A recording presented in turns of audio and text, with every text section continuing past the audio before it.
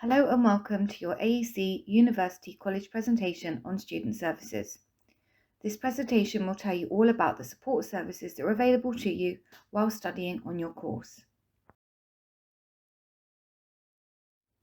We would like to extend a warm welcome from the Student Services Department and let you know that we're here to support you throughout your time with us. We offer a range of services to help you make the most of your time at the University College.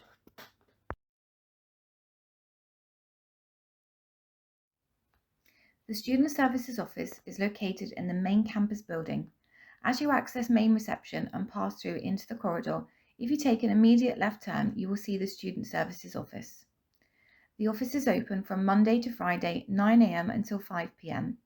And within this department, you will have access to many specialist services where you can obtain support and guidance. The services include well-being, counselling, disability and inclusion, student finance advice, and study skills. The reception is also there to help with general inquiries that may relate to travel, accommodation, and health and community advice. The slide shows in more detail the services offered by each specialist team member. Getting in touch is so easy, and if you would like to book an appointment with any of the team, you can book in person by coming into the reception in the office, or you can email, and the email contact is provided on this slide. The additional two links highlight the LibGuide services, where you'll be able to find help, advice, guidance and support when the Student Services Office is closed. The LibGuides will offer you a range of support agencies, both locally and nationally.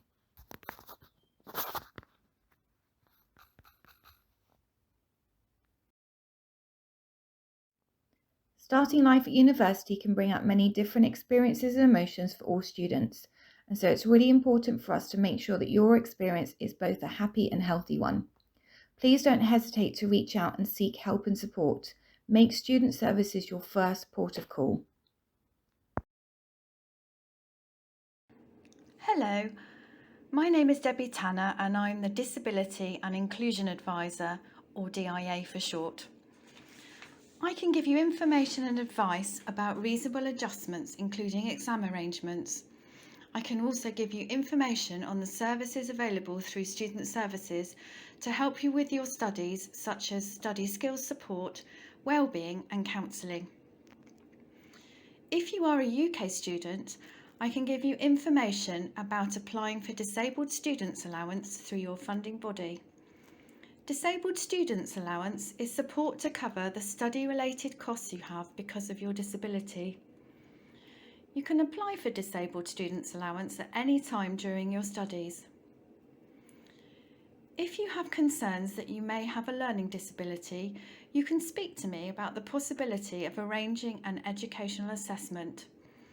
You can contact me by emailing Student Services. If you have advised us of a disability on your application form, please email a copy of your diagnostic evidence to Student Services. This could be a confidential diagnostic assessment report, educational psychologist report, or a letter from a medical practitioner. If you have received exam access arrangements in your previous school or college, please can a copy of the letter or Form 8 confirming this be emailed to Student Services. The evidence will be sent to Registry for noting in their records and for the consideration of the Deputy Registrar regarding special exam arrangements. Please note that the deadline for providing Student Services with this evidence is Monday the 31st of October to ensure that Registry are able to consider in preparation for your January assessments. Students who had advised us that they have a disability will be contacted by me to arrange a time to complete an individual learning plan where your areas of strengths, areas of need and strategies to support you can be discussed. If you have not previously advised us of a disability, please do not hesitate to get in contact with Student Services. Hello, I'm Rob Jones. I'm the Student Finance Advisor at the AECC University College, and I've got a few key topics just to share with you about spending your time here studying in terms of money and finance and how best to approach that and deal with that whilst you're getting through your respective courses. So a few key bits to share with you would be in regards to budgeting, the Student Support Fund, what that is, how that works, and tips actually to deal with the rising cost of living crisis, which we're all dealing with at this point in time. So in terms of budgeting, there are a few things you can do to help you with that during your time at AECC University College. One of these would be using different banking apps. So whatever bank you happen to be with or you've chosen to be your main bank, typically they would have apps where you can manage your banking online. And also these would have probably budgeting related tools inside them which are free to use. So feel free to check those out and have a play with those if that helps you with budgeting. Checking your statements, which could be on a weekly or monthly basis, very important to routinely check how your money is being spent, where it's going, how much and where, because each week and month is probably roughly the same, if not on a more regular basis. It's very, very similar. So to get an idea of that, you can easily kind of spot where the pinch points are for you, what's important where in terms of what's being paid, how much, and where you need to have your money at a set point in time. If you are receiving maintenance grants or loans from the student loans company, setting a 3-monthly plan is really useful because this is how often you actually get money from them. So once a load has been given to you, it's then having 3 months to budget for going forward until the next payment. So really important is how you use your money effectively during that time to make the most of it and to not waste it. Very, very important. Getting rid of or changing unnecessary costs. So there may well be things that you pay for which in the grand scheme of things may not be hugely important in terms of your studies, especially when your money may be tight being a student. Not only that, but there could be changes that could be made to make them cheaper. Such as where you would go for shopping, could be cheaper somewhere else than where you currently go, or perhaps what you buy. So just having a look at that and being smart with choices can be really helpful. Reordering the dates of payments, so specifically about bills really. If they're on one date that you know of rather than several different ones, it's much easier to budget for them because if they all come out at one point, you can make sure you've got the money at that stage to pay them all. So ordering them all to be roughly the same can be hugely helpful. And lastly, don't be afraid to ask for support. So that could be myself here on site, of course. Talking with students here, looking at budgeting with you on a one-on-one basis, I can do that. But of course, there are plenty of tools on the internet or online which can also be of use. So don't be afraid to look for help. All the different avenues available to you can be really, really helpful. So the Student Support Fund has been designed to actually help students with financial difficulties, specifically with any one-off circumstance events and living costs that they face routinely.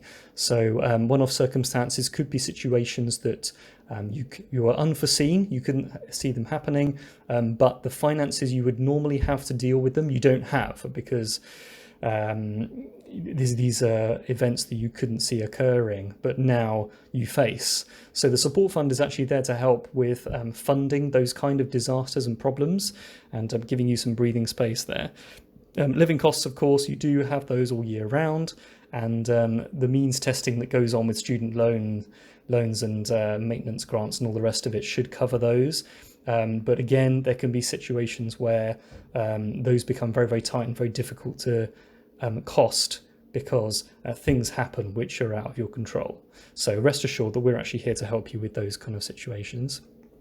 It is open all year, even during the summer, in fact, and it is dependent on budget, however. So the amount that we do have for the fund is finite, and if that does run out, then we will let students know. We'll update our website about it, but just let you know that that is something that can run out during the year, but we will inform students of its progress. The financial assessment and application process that's involved.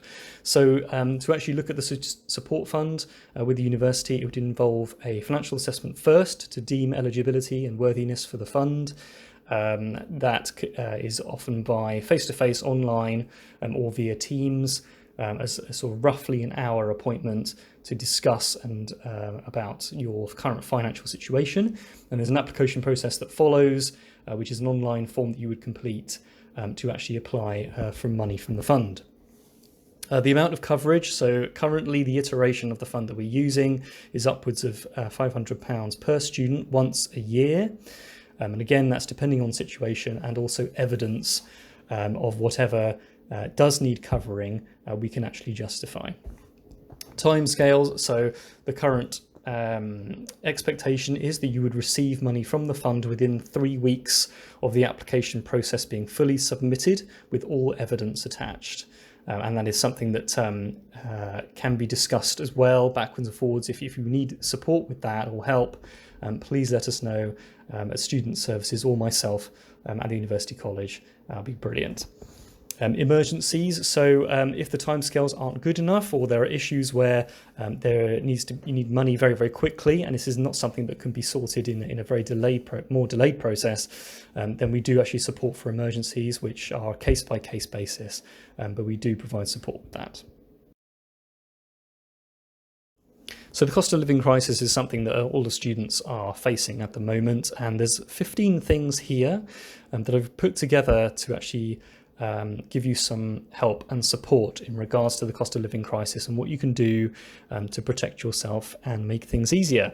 So the first thing would be to suggest is to guard against scams. So as you can imagine, this is more and more popular with the crisis. Fraudsters are trying to take advantage of especially vulnerable people, which could be students with money, trying to put across get-rich-quick schemes that seem too good to be true. And they usually are. So I would be very, very wary and just be vigilant when you go onto Instagram and other social media platforms where these scams appear to be rife at the moment. An essential savings pot. So if there is any scope, and I admit this can be difficult, but for savings during the year, then setting aside some money that maybe hasn't been spent for essentials can be really useful. Having any kind of backup with money is amazing. And so if that's possible, please do think about doing that. Finding suitable work. So you or your friends may well have already applied for part-time or full-time work alongside your studies. Now that would be really, really helpful, obviously, with your finances, not to mention your CV for future work. To help subsidize your income, finding additional work to do can be extremely helpful. Relatives as a last resort. So we know that family can be a great source of money or help financially. Some students have more access to that than others based on your circumstance and what you've been brought up into. But ultimately, none of us really want to have to rely on our parents to pay for things. So I've said as a last resort here, because yes, family can very much be useful, but it's really only worth and really kind of involving them with that unless you really have to, because we wouldn't really want to have to do that unless it was required. Student discounts, please take advantage of student discounts. So a lot of sort of companies do actually provide that, and high street shops and all such like. So if that's around, take advantage. I believe you have student cards which you can use to prove that, and you can save some pennies here and there. Exploring alternative travel. So however you manage to get to university each and every day, if it's expensive for you, there could be some alternative like cycling or hitching a lift in a car rather than driving your own, and things like that could save you quite a bit of money potentially. Batch cooking. So this is where you might cook a meal, but actually if you cook a larger one, it could do you for several days. And then you don't have to worry about spending more and buying more ingredients or cooking again, spending time having to do that. So yes, you might have to eat the same thing for a couple of days in a row, but if it saves you money, then that could definitely be something worth doing. Selling your old things. So even by this point, going to university, there may well be some old things that you don't need anymore, or things you haven't really used that other people could use. So Facebook Marketplace and other platforms like that can be great to sell things for a bit of money. One man's trash is another man's treasure. So that could be useful. Check government benefits for eligibility. So even while being a student, universal credit could be something that you could apply for. So have a look at that if that's applicable for you, and any other benefits that might apply. It's money at the end of the day, so that could be useful. Brand loyalty isn't worth it. So I know when you're being a young person, it can feel very important to wear the latest brands and be involved in the latest trends, but honestly, it can be very, very expensive and not really that important in the long run. So just think that might be something to hold by until after university and getting involved in the more kind of expensive and trendy things that you can wear and do. Equality between peers. So I put this here because students can find difficulty financially with living with other students who have higher requirements, and there's they end up paying more than others because they've got a bigger living space share of the house than other people, or they do more of the chores or something like that. Please try and have equality between you, because it's not fair sometimes if someone is paying more than someone else because of what they do and don't do in the same house, which is probably just as big for everyone else. So keeping it equal is really good, because then everyone gets the right deal for everyone else. And then finally, life hacks. This is obviously a modern trend where conventional solutions you might have in your home, or things that you need dealing with, might have a free or cheaper alternative. So something which might mean you go out to buy something from a shop to fix, like your bike, for example. There could be a cheaper or easier way to do it with other household items and equipment. So just being smart around what you've got, what resources you have available to you, rather than buying something you don't need, can be really helpful. So this and all the previous slides really were just a roundup of what you could do to help yourself at this time, budgeting, cost of living, what the support fund is. And I'm Rob Jones, and I'm always available on here at the University College at AECC. Thank you very much.